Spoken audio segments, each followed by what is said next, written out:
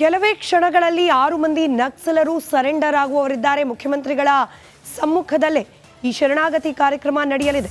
ಸಂಜೆ 6 ಗಂಟೆಗೆ ಸಿಎಂ ಸಮ್ಮುಖದಲ್ಲಿ ನಕ್ಸಲರು ಸರೆಂಡರ್ ಆಗ್ತಾರೆ ಅನ್ನೋ ಮಾಹಿತಿ ಇದೆ. ತಮ್ಮ ಬೇಡಿಕೆ ಈಡೇರಿಸುವಂತೆ ಮುಖ್ಯಮಂತ್ರಿಗಳ ಮುಂದೆ ಕೂಡ ಕೋರಿಕೆ ಇಡಲಿದ್ದಾರೆ ಅನ್ನೋ ಮಾಹಿತಿ. ಸಿಎಂ ಗೃಹ ಕಚೇರಿ ಕೃಷ್ಣಾ ಸುತ್ತ ಹೆಚ್ಚಿನ ಪೊಲೀಸ್ ಭದ್ರತೆಯನ್ನ ಇದೇ ಕಾರಣಕ್ಕೆ ನಿಯೋಜನೆ ಮಾಡಲಾಗಿದೆ.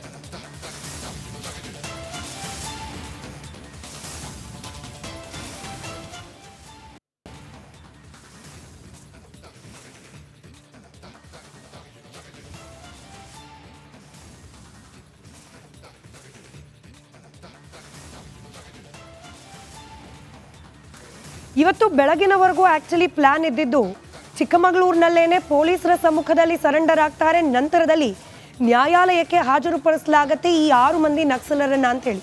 ಆದರೆ ಇದ್ದಕ್ಕಿದ್ದ ಹಾಗೆ ಪ್ಲಾನ್ ಬೆಂಗಳೂರಿಗೆ ಶಿಫ್ಟ್ ಆಯಿತು. ಬೆಂಗಳೂರಿಗೆ ಶಿಫ್ಟ್ ಆಗಿದ್ದ ಪ್ಲಾನ್ ನೇರವಾಗಿ ಮುಖ್ಯಮಂತ್ರಿಗಳ ಕಚೇರಿಯಲ್ಲಿ ಮುಖ್ಯಮಂತ್ರಿಗಳ ಸಮ್ಮುಖದಲ್ಲೇ ಸರೆಂಡರ್ ಅನ್ನೋ ಸ್ವರೂಪವನ್ನು ಪಡೆದುಕೊಳ್ತು. ಹೀಗೆ ದಿಢೀರ್ ಅಂತ ಹೇಳಿ ಶರಣಾಗತಿಯ ಪ್ಲಾನ್ ಚೇಂಜ್ ಆಗಿದ್ದು ಯಾಕೆ ಗಮನಿಸ್ತಾ ಹೋಗೋಣ. NIA ಎಂಟ್ರಿ ಆಗೋ ಸೂಚನೆ ಸಿಕ್ಕ ಬೆನ್ನಲ್ಲೇ 6 ಮಂದಿ ಪೈಕಿ ಬಹುತೇಕರ ಮೇಲೆ UAPA ಅಡಿಯಲ್ಲಿ ಪ್ರಕರಣ ಇದೆ. ಗಂಭೀರಾತಿ ಗಂಭೀರ ಪ್ರಕರಣಗಳು. ಇದರ ವಿಚಾರಣೆಯನ್ನ NIA ನಡೆಸುವ ಸಾಧ್ಯತೆ. ಇದೇ ಕಾರಣಕ್ಕೆ NIA ವಿಶೇಷ ಕೋರ್ಟ್ನ ಮುಂದೆನೆ ಈ ನಕ್ಸಲರನ್ನ ಹಾಜರುಪಡಿಸಲಾಗುತ್ತೆ ಅನ್ನೋ ಸುದ್ದಿ ಯಾವಾಗ ಬಹಿರಂಗವಾಯಿತೋ NIA ಎಂಟ್ರಿಯಿಂದಾಗಿಯೇ ಬಹುತೇಕ ಇವರ ಪ್ಲಾನ್ ಚೇಂಜ್ ಆಯಿತು ಅನ್ನೋ ವಿಶ್ಲೇಷಣೆ ಇದೀಗ ವ್ಯಕ್ತವಾಗ್ತಾ ಇದೆ. ನಕ್ಸಲೀಯರಿಗೆ ಈಗ NIA ವಿಚಾರಣೆಯ ಭೀತಿ ಪ್ರಾರಂಭವಾಗಿದೆ. ಸರ್ಕಾರ ಕೇಸ್ ರದ್ದು ಮಾಡಿದ್ರೂ ಕೂಡ NIA ಕೇಸ್ ಅಷ್ಟು ಸುಲಭವಾಗಿ ಇದರ ಪಂಜರದಿಂದ ಬಿಡಿಸ್ಕೊಳ್ಳೋದು ಸಾಧ್ಯ ಇಲ್ಲ. NIA ಎಂಟ್ರಿಯಿಂದ ಜಿಲ್ಲಾಡಳಿತದಲ್ಲೂ ಕೂಡ ಗೊಂದಲಗಳ ನಿರ್ಮಾಣ ಆಯಿತು. ಹಾಗಾಗಿ ಜಿಲ್ಲಾಡಳಿತದ ಮುಂದೆ ಶರಣಾಗಬೇಕು ಅನ್ನೋ ಪ್ಲಾನಿಂಗ್ ಬದಲಾಗಿ ಇದೀಗ ಮುಖ್ಯಮಂತ್ರಿ ಕಚೇರಿಯಲ್ಲಿ ಶರಣಾಗತಿ ಅನ್ನೋ ಪ್ಲಾನ್ ರೂಪಿಸಿಕೊಳ್ಳಲಾಗಿದೆ. ಸರೆಂಡರ್ ಸ್ಥಳ ಬದಲು ಮಾಡಲಿಕ್ಕೆ ಇದೇ ಪ್ರಮುಖ ಕಾರಣ ಅಂತ ಹೇಳಲಾಗ್ತಾ ಇದೆ. ಮುಖ್ಯಮಂತ್ರಿಗಳ ಸಮ್ಮುಖದಲ್ಲಿ ಸರೆಂಡರ್ ಆಗೋ ಸಂದರ್ಭದಲ್ಲೂ ಕೂಡ ಈಗ ಆಲ್ರೆಡಿ ಏನೋ 10ಕ್ಕೂ ಅಧಿಕ ಬೇಡಿಕೆಗಳನ್ನು ಇಟ್ಟಿದ್ದಾರೆ. ವಿಶೇಷ ಪ್ಯಾಕೇಜ್ ಅನ್ನು ಕೂಡ ಸರ್ಕಾರ ಘೋಷಿಸಿದೆ. ಇದೆಲ್ಲದರ ಜೊತೆಗೆ NIA ಇಂದಲೂ ಕೂಡ ತಮಗೆ ರಕ್ಷಣೆ ಬೇಕು ಅನ್ನೋ ಬೇಡಿಕೆ ಇಟ್ಟರೂ ಕೂಡ ಅಚ್ಚರಿ ಇಲ್ಲ. ಇನ್ನು ಮುಖ್ಯಮಂತ್ರಿಗಳ ಕಚೇರಿ ಗೃಹ ಕಚೇರಿ ಸಮ್ಮುಖದಲ್ಲಿ ವಿಶೇಷವಾದ ಪೊಲೀಸ್ ಭದ್ರತೆಯನ್ನ ಕೂಡ ಇದೀಗ ನಿಯೋಜನೆ ಮಾಡಲಾಗ್ತಾ ಇದೆ. ಯಾವ ರೀತಿ ಇದೆ ಭದ್ರತಾ ವ್ಯವಸ್ಥೆ ಆ ಕುರಿತಾದ ಒಂದು ಪ್ರತ್ಯಕ್ಷ ವರದಿ ನಿಮ್ಮ ಮುಂದೆ.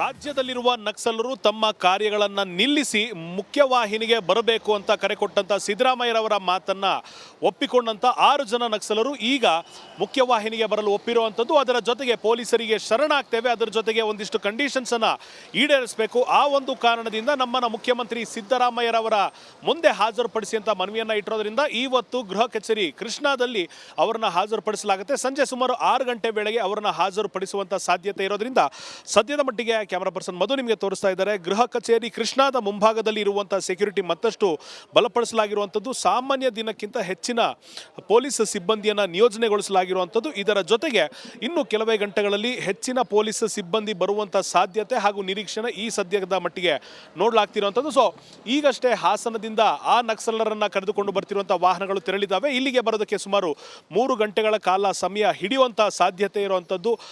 ಮುಖ್ಯಮಂತ್ರಿ ಸಿದ್ದರಾಮಯ್ಯರವರ ಮುಂದೆ ಅವರನ್ನು ಹಾಜರುಪಡಿಸಿದ ನಂತರ ಏನಾಗುತ್ತೆ, ಇವರ ಮಾತುಕತೆ ಏನಿರುತ್ತೆ, ಅವರ ಬೇಡಿಕೆಗಳಿಗೆ ಸಿಎಂ ಸಿದ್ದರಾಮಯ್ಯರವರು ಪೂರ್ಣ ಪ್ರಮಾಣದಲ್ಲಿ ಒಪ್ಕೊಳ್ತಾರ, ಅವರನ್ನು ಯಾರು ವಶಕ್ಕೆ ನೀಡ್ತಾರೆ ಅನ್ನೋದಕ್ಕೆ ಒಂದು ಕ್ಲಾರಿಟಿ ಇವತ್ತು ಸಂಜೆ 8 ಗಂಟೆಯ ನಂತರ ಸಿಗುವಂಥ ಸಾಧ್ಯತೆ ಇರುವಂಥದ್ದು. ಕ್ಯಾಮ್ರಾ ಪರ್ಸನ್ ಮಧು ಜೊತೆ ಅಭಿಷೇಕ್ ಬಿವಿ, ರಿಪಬ್ಲಿಕ್ ಕನ್ನಡ, ಬೆಂಗಳೂರು. ಕೆಲವೇ ಕ್ಷಣಗಳಲ್ಲಿ 6 ಮಂದಿ ನಕ್ಸಲರು ಸರೆಂಡರ್ ಆಗುವವರಿದ್ದಾರೆ. ಮುಖ್ಯಮಂತ್ರಿಗಳ ಸಮ್ಮುಖದಲ್ಲೇ ಈ ಶರಣಾಗತಿ ಕಾರ್ಯಕ್ರಮ ನಡೆಯಲಿದೆ. ಸಂಜೆ 6 ಗಂಟೆಗೆ ಸಿಎಂ ಸಮ್ಮುಖದಲ್ಲಿ ನಕ್ಸಲರು ಸರೆಂಡರ್ ಆಗ್ತಾರೆ ಅನ್ನೋ ಮಾಹಿತಿ ಇದೆ. ತಮ್ಮ ಬೇಡಿಕೆ ಈಡೇರಿಸುವಂತೆ ಮುಖ್ಯಮಂತ್ರಿಗಳ ಮುಂದೆ ಕೂಡ ಕೋರಿಕೆ ಇಡಲಿದ್ದಾರೆ ಅನ್ನೋ ಮಾಹಿತಿ. ಸಿಎಂ ಗೃಹ ಕಚೇರಿ ಕೃಷ್ಣಾ ಸುತ್ತ ಹೆಚ್ಚಿನ ಪೊಲೀಸ್ ಭದ್ರತೆಯನ್ನ ಇದೇ ಕಾರಣಕ್ಕೆ ನಿಯೋಜನೆ ಮಾಡಲಾಗಿದೆ.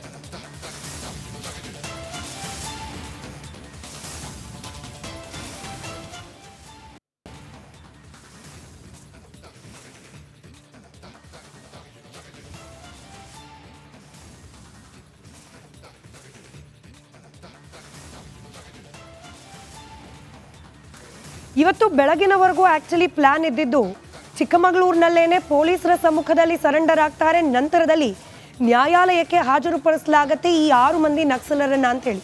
ಆದರೆ ಇದ್ದಕ್ಕಿದ್ದ ಹಾಗೆ ಪ್ಲಾನ್ ಬೆಂಗಳೂರಿಗೆ ಶಿಫ್ಟ್ ಆಯಿತು. ಬೆಂಗಳೂರಿಗೆ ಶಿಫ್ಟ್ ಆಗಿದ್ದ ಪ್ಲಾನ್ ನೇರವಾಗಿ ಮುಖ್ಯಮಂತ್ರಿಗಳ ಕಚೇರಿಯಲ್ಲಿ ಮುಖ್ಯಮಂತ್ರಿಗಳ ಸಮ್ಮುಖದಲ್ಲೇ ಸರೆಂಡರ್ ಅನ್ನೋ ಸ್ವರೂಪವನ್ನು ಪಡೆದುಕೊಳ್ತು. ಹೀಗೆ ದಿಢೀರ್ ಅಂತ ಹೇಳಿ ಶರಣಾಗತಿಯ ಪ್ಲಾನ್ ಚೇಂಜ್ ಆಗಿದ್ದು ಯಾಕೆ ಗಮನಿಸ್ತಾ ಹೋಗೋಣ. NIA ಎಂಟ್ರಿ ಆಗೋ ಸೂಚನೆ ಸಿಕ್ಕ ಬೆನ್ನಲ್ಲೇ 6 ಮಂದಿ ಪೈಕಿ ಬಹುತೇಕರ ಮೇಲೆ UAPA ಅಡಿಯಲ್ಲಿ ಪ್ರಕರಣ ಇದೆ. ಗಂಭೀರಾತಿ ಗಂಭೀರ ಪ್ರಕರಣಗಳು. ಇದರ ವಿಚಾರಣೆಯನ್ನ NIA ನಡೆಸುವ ಸಾಧ್ಯತೆ. ಇದೇ ಕಾರಣಕ್ಕೆ NIA ವಿಶೇಷ ಕೋರ್ಟ್ನ ಮುಂದೆನೆ ಈ ನಕ್ಸಲರನ್ನ ಹಾಜರುಪಡಿಸಲಾಗುತ್ತೆ ಅನ್ನೋ ಸುದ್ದಿ ಯಾವಾಗ ಬಹಿರಂಗವಾಯಿತೋ NIA ಎಂಟ್ರಿಯಿಂದಾಗಿಯೇ ಬಹುತೇಕ ಇವರ ಪ್ಲಾನ್ ಚೇಂಜ್ ಆಯಿತು ಅನ್ನೋ ವಿಶ್ಲೇಷಣೆ ಇದೀಗ ವ್ಯಕ್ತವಾಗ್ತಾ ಇದೆ. ನಕ್ಸಲೀಯರಿಗೆ ಈಗ NIA ವಿಚಾರಣೆಯ ಭೀತಿ ಪ್ರಾರಂಭವಾಗಿದೆ. ಸರ್ಕಾರ ಕೇಸ್ ರದ್ದು ಮಾಡಿದ್ರೂ ಕೂಡ NIA ಕೇಸ್ ಅಷ್ಟು ಸುಲಭವಾಗಿ ಇದರ ಪಂಜರದಿಂದ ಬಿಡಿಸ್ಕೊಳ್ಳೋದು ಸಾಧ್ಯ ಇಲ್ಲ. NIA ಎಂಟ್ರಿಯಿಂದ ಜಿಲ್ಲಾಡಳಿತದಲ್ಲೂ ಕೂಡ ಗೊಂದಲಗಳ ನಿರ್ಮಾಣ ಆಯಿತು. ಹಾಗಾಗಿ ಜಿಲ್ಲಾಡಳಿತದ ಮುಂದೆ ಶರಣಾಗಬೇಕು ಅನ್ನೋ ಪ್ಲಾನಿಂಗ್ ಬದಲಾಗಿ ಇದೀಗ ಮುಖ್ಯಮಂತ್ರಿ ಕಚೇರಿಯಲ್ಲಿ ಶರಣಾಗತಿ ಅನ್ನೋ ಪ್ಲಾನ್ ರೂಪಿಸಿಕೊಳ್ಳಲಾಗಿದೆ. ಸರೆಂಡರ್ ಸ್ಥಳ ಬದಲು ಮಾಡಲಿಕ್ಕೆ ಇದೇ ಪ್ರಮುಖ ಕಾರಣ ಅಂತ ಹೇಳಲಾಗ್ತಾ ಇದೆ. ಮುಖ್ಯಮಂತ್ರಿಗಳ ಸಮ್ಮುಖದಲ್ಲಿ ಸರೆಂಡರ್ ಆಗೋ ಸಂದರ್ಭದಲ್ಲೂ ಕೂಡ ಈಗ ಆಲ್ರೆಡಿ ಏನೋ 10ಕ್ಕೂ ಅಧಿಕ ಬೇಡಿಕೆಗಳನ್ನು ಇಟ್ಟಿದ್ದಾರೆ. ವಿಶೇಷ ಪ್ಯಾಕೇಜನ್ನು ಕೂಡ ಸರ್ಕಾರ ಘೋಷಿಸಿದೆ. ಇದೆಲ್ಲದರ ಜೊತೆಗೆ NIA ಇಂದಲೂ ಕೂಡ ತಮಗೆ ರಕ್ಷಣೆ ಬೇಕು ಅನ್ನೋ ಬೇಡಿಕೆ ಇಟ್ಟರೂ ಕೂಡ ಅಚ್ಚರಿ ಇಲ್ಲ. ಇನ್ನು ಮುಖ್ಯಮಂತ್ರಿಗಳ ಕಚೇರಿ ಗೃಹ ಕಚೇರಿ ಸಮ್ಮುಖದಲ್ಲಿ ವಿಶೇಷವಾದ ಪೊಲೀಸ್ ಭದ್ರತೆಯನ್ನ ಕೂಡ ಇದೀಗ ನಿಯೋಜನೆ ಮಾಡಲಾಗ್ತಾ ಇದೆ. ಯಾವ ರೀತಿ ಇದೆ ಭದ್ರತಾ ವ್ಯವಸ್ಥೆ ಆ ಕುರಿತಾದ ಒಂದು ಪ್ರತ್ಯಕ್ಷ ವರದಿ ನಿಮ್ಮ ಮುಂದೆ.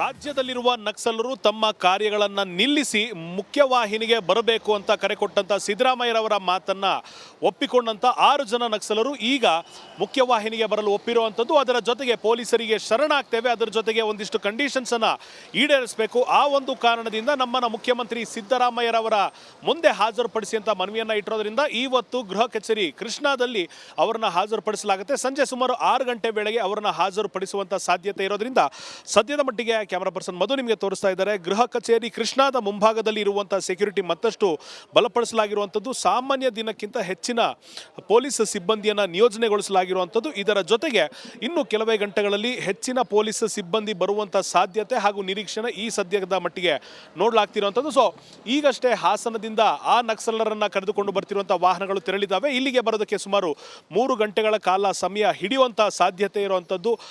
ಮುಖ್ಯಮಂತ್ರಿ ಸಿದ್ದರಾಮಯ್ಯರವರ ಮುಂದೆ ಅವರನ್ನು ಹಾಜರುಪಡಿಸಿದ ನಂತರ